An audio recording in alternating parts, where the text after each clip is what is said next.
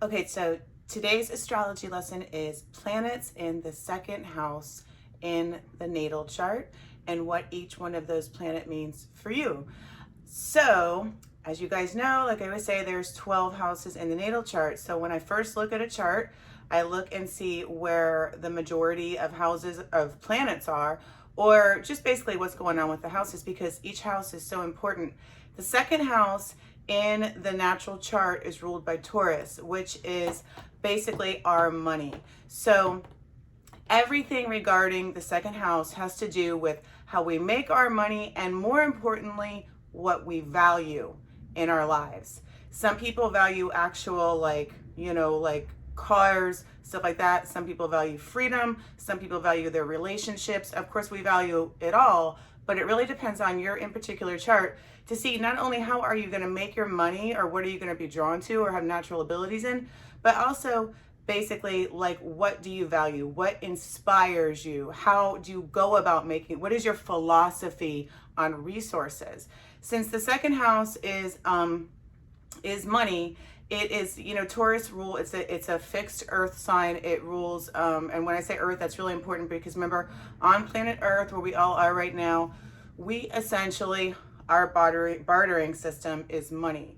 So we have to kind of, like when in Rome, we all have to make money. We all have to find jobs. We all have to, that's what we have to do. That's part of what we're here to do, to be of service to each other. So I'm going to go through each planet and give you kind of an idea. Again, everything is very general here, because I can't do these, get extensive in these little short videos, but you can definitely get your chart done with me or get astrological tutoring if you're interested in knowing more in the future about each particular thing I'm talking about. So let's start with Mars in the second house. Mars rules Aries, as you guys know, definitely by now. The thing with Mars is they're kind of impulsive, similar to Uranus, but different. It's a masculine sign, it's a masculine planet, but so they're gonna get, like, they're all about making that money quick. Okay, that's what inspires them. They're not gonna, like, be slow, and they value that. They might be people that on the bad side get involved in, like, make money quick kind of schemes, that kind of thing. So they want to watch out for that. But they make they're all about impulsivity, and they want to move fast. A lot of times I see these people work in male dominated industries, or with a lot of men, because of course Mars rules males in general. So you can think of construction and stuff like that. That's usually guys, sometimes it's girls, but those types of careers. But more importantly, these people, they're not going to sit back and think about it and philosophize, and I don't even know if that's a word, but basically they're not going to do that. They're just go, go, go. So what really inspires Mars there is the ability to get things, and get things quick. There's impatience with this particular planet. They can be successful just like anyone can, but they want to gravitate more towards careers and stuff like that are more, they don't have patience basically for slow and steady and those types of things. So what they value is things quick, and they get bored easy. So they're people that are all over the place as far as what they're doing in general for a living. So it's not to say they're not 9 to 5 people. They can be. It just depends on what else is going on. But that's their thing. Taurus rules everything down to earth. So, Mars being fire and Taurus being down to earth, there's a little bit of a conflict there, obviously. Next we have the sun. Okay, so the sun in the second house is, like, if I see somebody with their sun in the second house, no matter what their sign, they could be an Aquarius, they could be a Pisces, they could be whatever, I'm going to naturally think, well, this person has a Taurian kind of vibe with their personality. It's a little bit more down to earth. So they are basically inspired to kind of show off. So if you can, it's like a Leo, because the sun rules Leo. So when it's placed in the second house, these are people that you see with the really fancy cars and all that kind of stuff. Some people make a lot of money and they don't want people to know. They like to hide it. Not a sun in the second house kind of a person. They want everybody to know what they've worked for, what they have, and look at me, that kind of a thing. So that's the sun in the second house. But it also, again, anything in the second house is grounding. So there's a little bit of, there can be a good work ethic here too, to get those things, because that's what they value. They value a little bit of the show off thing. Okay, that's the sun in the second house. The moon in the second house can be a really difficult placement because the moon fluctuates, as you guys know, every couple days. It's in a different sign.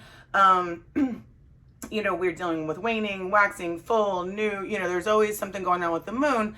So what I see a lot of times with the moon in the second house, they do value relationships, which is a good thing. The problem here is sometimes, their money can up and go, whatever. They don't, sometimes they can't take care of themselves, and which is fine when you're a kid, but it's not so cute when somebody becomes an adult. So they tend to kind of rely on other people to support them, particularly women, maybe the mother, because the moon, the moon rules women and it rules the mom.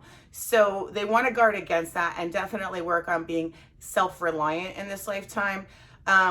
But again, it's up and down, up and their moods can dictate whether or not they make money, if or not they work, that kind of thing. But they do value their relationships. They do want to guard against not being self-reliant or, be independent. Basically, they want to, because the moon is so changeable. Venus in the second house is a really good placement along with Jupiter. And I don't like to say placements are good or bad because I have to look at the whole chart, but just overall, the reason why is because Venus in the second house, the second house is ruled by Taurus. Venus rules Taurus. Venus also rules Libra. So it's kind of like in its natural placement. These people tend to attract wealth. The downside is that they can be superficial and they can be very much into how they look, and they can very much use their looks to, draw people in. They can do that. I mean, that's not always bad, but if it goes overboard, it can be bad. But this is what these people can do with Venus there. So you see them, what they value is beauty. They value beauty. Also, people with Venus in the second house tend to marry people that are financially well off because they're subconsciously looking for that, and I'm not saying just dating, but the person they actually end up with is usually okay financially, because these people are Venus can be a little bit lazy, and so these people kind of just like things to come to them, you know what I mean? And like I said, they spend a lot of their money and their stuff on beautifying themselves, beautifying their place, whatever. They're just all about the beauty there. So that's Venus. Mercury in the second house, being air in an earth house, is going to really value intellectual type people and their own brain, their own intellectual mind. They tend to use their brain a lot. They have jobs where they have to really, really use their brain. And that's what they value in life, is the intellectual component of, what's going on. Like that to them is, some people are into looks, some people are into just straight money, some people are, everybody's got their thing. But with Mercury there, it's all about the intellect too, with Mercury there. So when we talk about Jupiter there, Jupiter is another really lucky place to have in the second house, because Jupiter expands, like I always say, Saturn restricts. So Jupiter just basically, kind of like Venus, has luck when it comes to money, finances. These people tend to have an attitude, I think this is subconsciously, where it's just going to work out for me. Like, what they value more than anything is their freedom. So a lot of times, people that like travel overseas to teach, because Jupiter is the teacher too, it rules Sagittarius. Like, these are people that could potentially have an aspect with Jupiter to the second house, because they're like freedom lovers, but they don't worry too much. They're just going to do their thing, and money just seems to come to them. But this is really more about what you value, and what they value is freedom with Jupiter there. They're also great hosts and people that throw great parties and stuff like that, because they're pretty optimistic with Jupiter in the second house, and therefore they manifest wealth to them and abundance. Saturn is the exact opposite, and that's not to say that somebody with Saturn there is going to be poor, but typically with Saturn in the second house, because remember, astrology is everything based around the early childhood.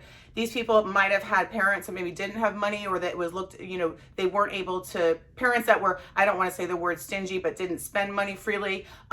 So the positive aspect of the Saturn here is these people will take a long time, remember Saturn's slow, to accumulate wealth, They're very good about saving money and about like basically saving money for a rainy day. So some people would be like, oh, well, they're cheap or whatever. But truth be told, when all is said and done, when any of us want to get married, we want somebody that knows how to save money, right? Because sometimes stuff happens and you don't want somebody that just spends everything they get. So Saturn there is limiting because they don't have that Jupiter, oh, you know, that's not what they value. What Saturn here values is tradition. Tradition, you know, they can be very conservative with the money, conservative in general, but they do value the tradition, the hard work, and that's very Saturn there. Uranus is all over the place. You guys know how Uranus is. It's so their money, you know, because I look at the 2nd house, 6th house, and 10th house to determine careers. But their money can be up and down, up and down, up and down. They, again, are people that value freedom, but different than Jupiter, because Jupiter's like, okay, let me go travel abroad and teach, you know, these little kids in some other country. But Uranus is more like, let me go to New Orleans and, you know, like basically play some instrument on the street and make my money that way. So it's different, but it's the same in that they both, it's a freedom thing. The thing with Uranus there too, Uranus rules astrology. These people could make money in that field, you know, if they're good at it. Also this and anything with, you know, humanitarian efforts, stuff like that, because Uranus rules Aquarius too. So, and this, again, this is just the 2nd house. I'm not talking about you guys with an Aquarius sun or Aquarius rising or whatever. If you have Uranus in the 2nd house or aspecting the 2nd house. So again, freedom is their thing. Neptune there, they're inspired by and value, Neptune's kind of interesting here because it can be really good or it can be really bad. Okay, so Neptune here is like, I don't know if you've ever like just been like looking through your clothes and all of a sudden you find like $20. Like that's Neptune in the 2nd house right there. Or like you're walking on the street or somebody just sends you a check for money and you don't know why, but they're like, thanks for doing this for me or whatever. Like I've had that happen before. But like they'll just, that's a very Neptunian way of getting money. You're like, I don't know where this came from. This person just sent me this money because I did something nice for them, which I forgot about, whatever. But it's like, that's Neptune. Like you kind of, there's always like a haziness with money. Like where is it coming from? They can have Neptunian professions, artists, musicians, again, those types of things. There's not a lot of consistency with them making money. They tend to not do well with those regular 9-to-5 jobs if they have Neptune there. But there can be money made through the arts, creative service to others, anything like that, spirituality. You know, those are the Neptunian professions basically are how they make money. But what they value is kind of more the esoteric and the surreal. And so this is why I always say people with this placement need to marry somebody with a really strong Saturn or some really strong heavy duty earth planets going on, because otherwise they will be all out to lunch. And so they need that somebody to ground them all the time, because Neptune, remember, is water, and water's all over the place, and they need, water needs to be contained sometimes. So then we have Pluto, and Pluto is, if it's in the 2nd house, so there's great possibility of wealth, okay, because remember Pluto and the intensity and I'm going to make this happen, and they could very well work with other people's money, taxes, all that kind of stuff. But what they value is power. So, you know, think of high-ranking CEOs, those kind of people. That's what they value. That's what inspires them, because we all do need to be inspired to wake up and live our lives. We have to have some kind of inspiration. Otherwise, we'll just sit around and do nothing all day. So it depends on what's going on in that 2nd house to see what you value and what you're inspired, you know, what is your muse basically in life. So Pluto in the 2nd house is going to be people that like, Ariane, I'm going to get myself so high up. They're not necessarily looking for fame. That's more of a Sun, Uranus 2nd house, but they're looking for that power and that, you know, that high ranking thing. So this is my little lesson on the 2nd house in astrology. If you guys have any questions, please feel free to comment below. And if you have your chart, I know some of you do, let me know what you have going on there in 2nd house. Of course, as usual, if you want me to do your chart, I can do that too. Just visit my website. So thanks so much, you guys, and I'll see you next time. Bye.